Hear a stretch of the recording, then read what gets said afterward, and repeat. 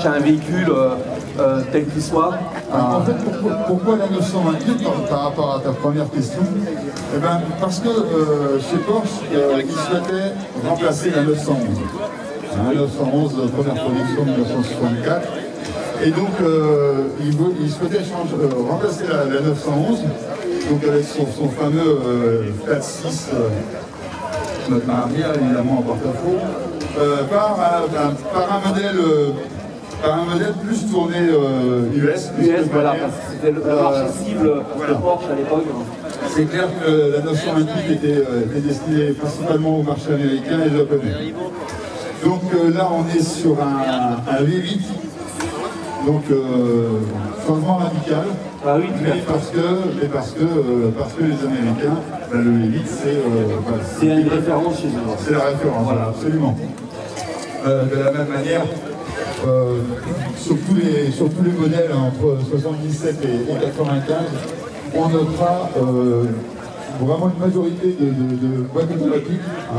Pareil, américain aussi. Alors avec la petite chose, c'est que la boîte automatique, donc cette S4 est en boîte automatique et c'est une boîte Mercedes. D'accord. Très fiable au demeurant.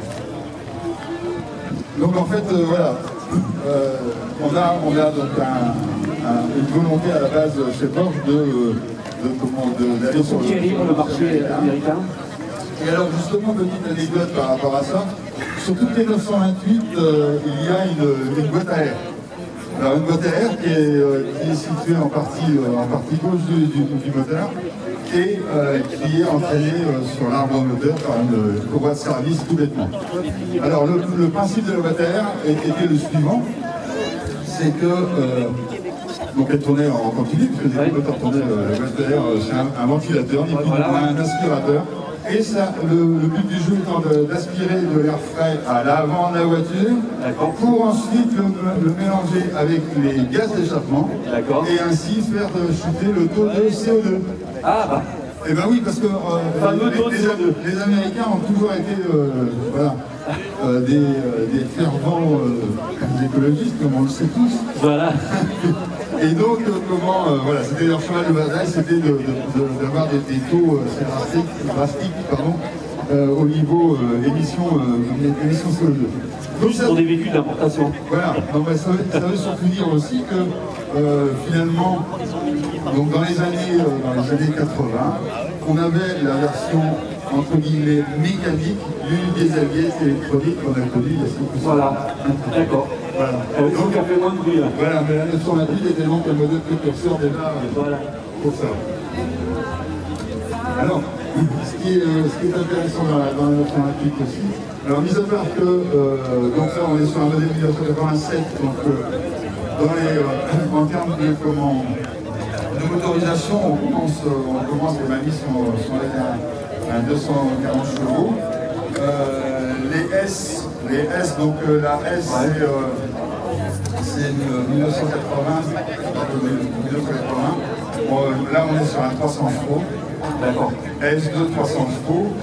Il y a eu un modèle S3 qui est sorti très peu en France parce qu'il a été principalement commercialisé au Japon. D'accord. Et puis le gros changement en termes de look et de motorisation, c'est cette version S4, produite entre 1987 et 1991, et qui est là le passage à 32 soupapes et 320 chevaux. D'accord. Donc c'est très... Ça marche bien. Ouais, c'est le retour de leur corps, parce qu'en 1987, c'est la voiture commercialisée la plus rapide au monde, avec 270 km/h. D'accord. Donc ensuite, donc la S4, il y a un modèle qui s'appelle S4 GT. C'est un modèle qui est uniquement produit pendant 2 ans, donc 89-91.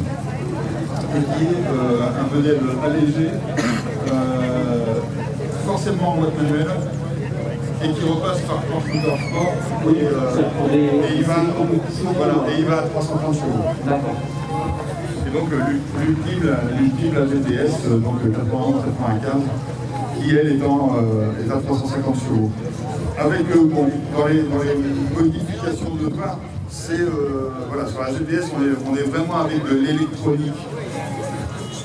C'était déjà, oui, l'époque, là on est encore sur du... Alors que là on est sur un mix, encore entre guillemets... on a un mix électricité automobile et électronique, ce qui donne parfois des gremlins un petit peu bizarres à visser.